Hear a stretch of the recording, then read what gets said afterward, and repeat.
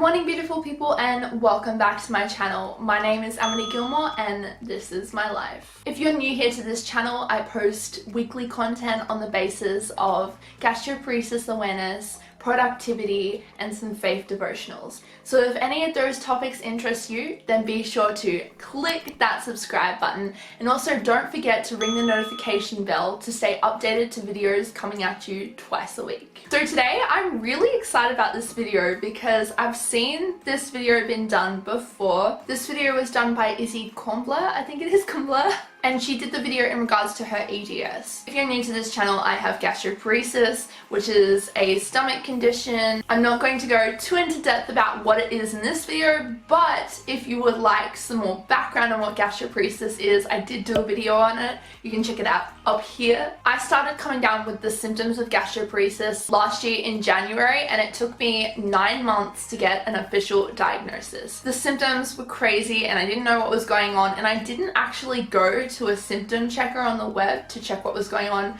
I did what was actually probably considered to be worse. I just typed in my symptoms on Google search to see what was happening. Don't do it, guys, don't. How reliable are symptom checkers? I'm gonna test out a few of them today, so let's get into the video.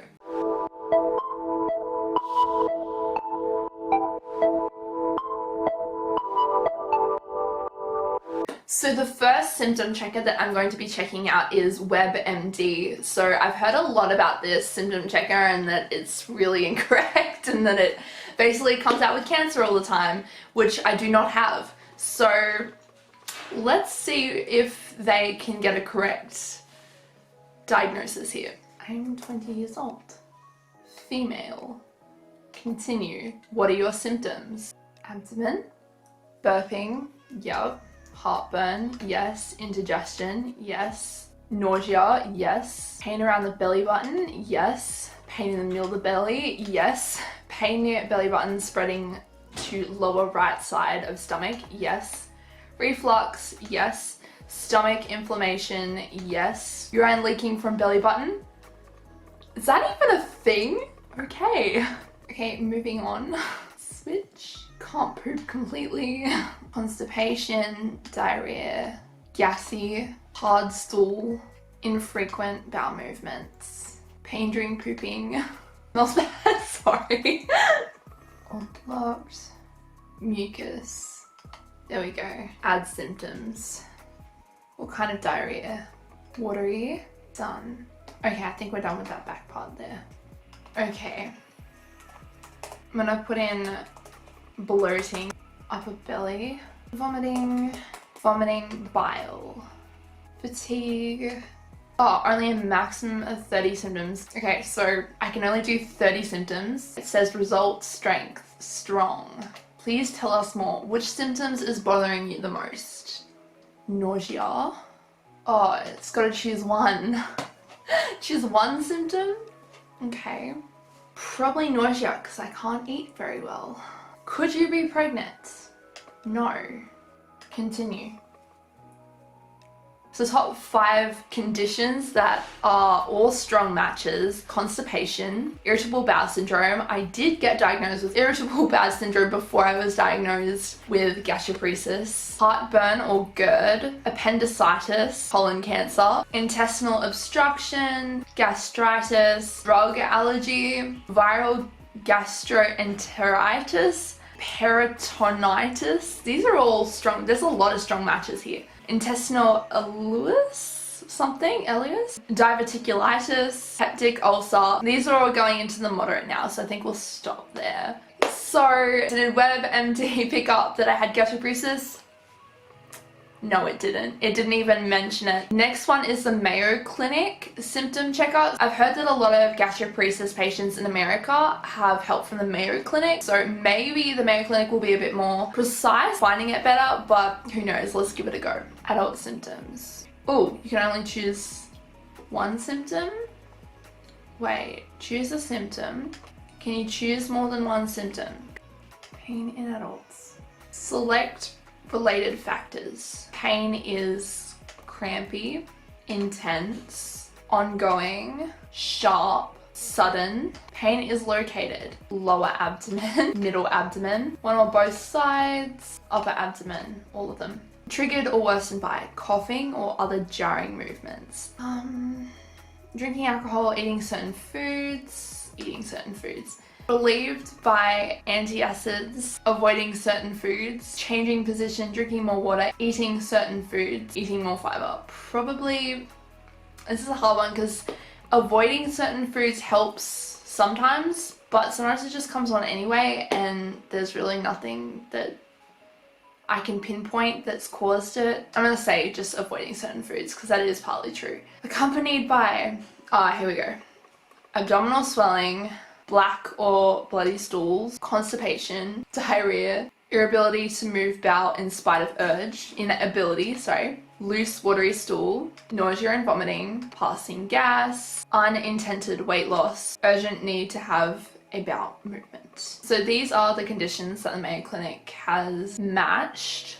Appendicitis, that was also in the other one. Celiac disease, Crohn's disease, gas and gas pains, gastritis, irritable bowel syndrome, lactose intolerance, pancreatitis, colon cancer, diverticulitis, food poisoning, intestinal obstruction, which was also in the other one, ulcerative colitis, gallstones, peptic ulcer, stomach flu, cholecystitis, I can't pronounce these guys, constipation, kidney stones, diarrhea, functional dyspepsia, endometriosis, shingles, abdominal aortic aneurysm, menstrual cramps. It didn't show up gastroparesis. I was thinking maybe it would because I have seen, as I said before, a lot of gastroparesis patients in America do get help from the Mayo Clinic. Okay, next one. This one is Isabel. Hey, my best friend's name is Isabella. I'm meeting her tonight for dinner.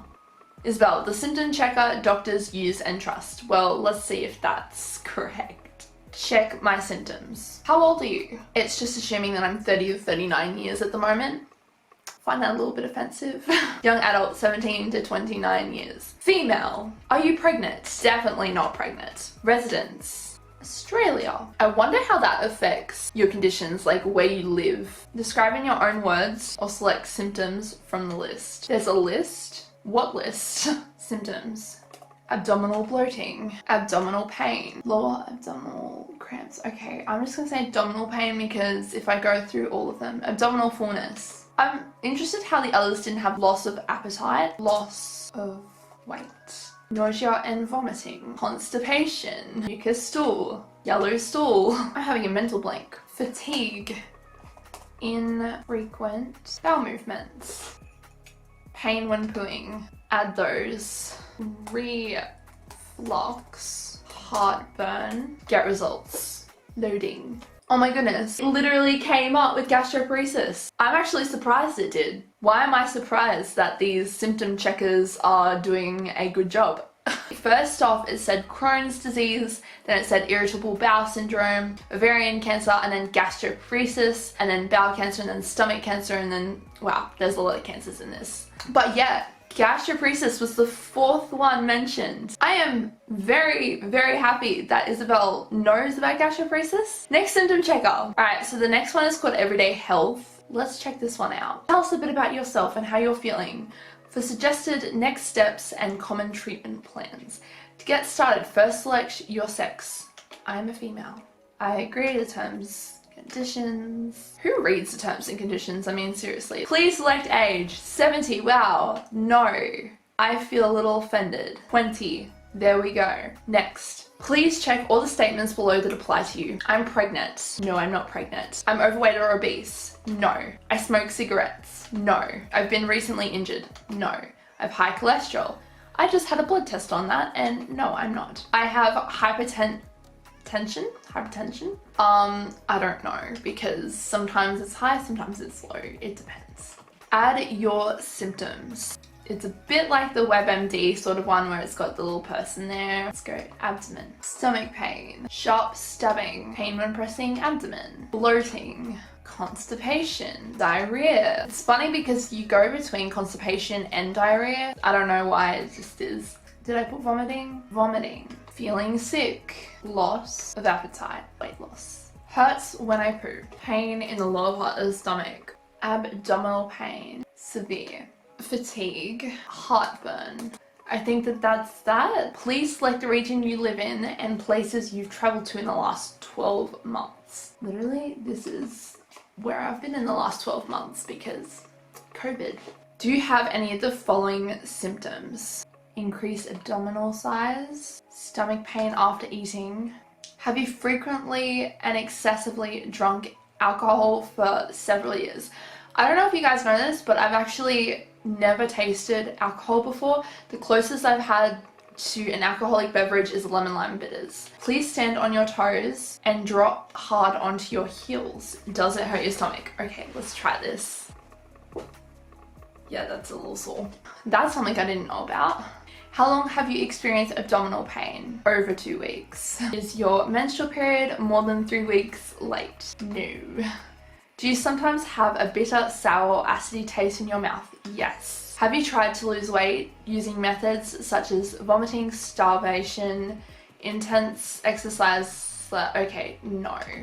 Do you have painful menstrual periods? No.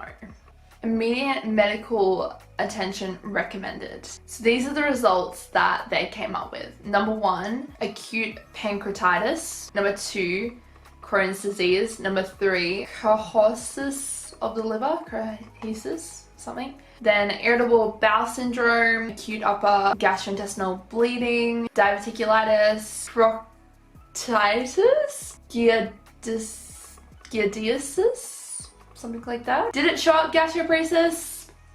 No, it didn't show up gastroparesis. Next symptom checker. Okay, so this is the last symptom checker today and it's called familydoctor.org, and I'm going to check and see how correct familydoctor.org is. Abdominal pain, stomach pain, long term.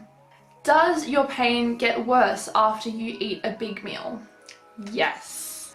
Do you feel pressure in your upper abdomen that gets worse when you bend over or lie down at night? Yes. Wow, it's literally just come out straight away. It's only taken one symptom and straight away it says, possible cause, diagnosis. Your problem may be a hiatal hernia.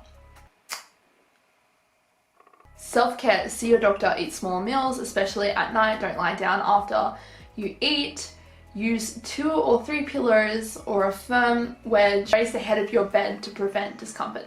Funny enough, those self-care tips are actually what we as GPs or gastroparesis patients actually receive from our doctors: to eat smaller meals, don't lie down after you've eaten, walk around or sit upright, which is interesting. But again, it didn't come up with gastroparesis. It didn't even come up with any other possible. It just came up with one possible thing here, and I think that's a bit, yeah. Thank you so much everyone for watching this video. I have to say I am actually quite shocked that one of them at least did show up gastroparesis, because gastroparesis is quite uncommon. I've been told that web symptom checkers aren't really reliable, and I would still say no. I don't think personally that they're reliable. I'd say if you're having issues, then go see your doctor straight away. Don't rely on Dr. Google, because Dr. Google doesn't have any qualifications. I mean, if you want to do your own research, it's okay to do a bit of research, but just make sure that, you know, your doctor has the final say. That was my video for today. I hope you enjoyed it. If you did, then be sure to leave a big thumbs up and let me know in the comments down below if you've ever used a web symptom checker and if it was correct or incorrect. Please also don't forget to subscribe if you love this content and you want to see more, because it really does help my channel. Anyway, that's my video for today. See you guys. Love you. God bless.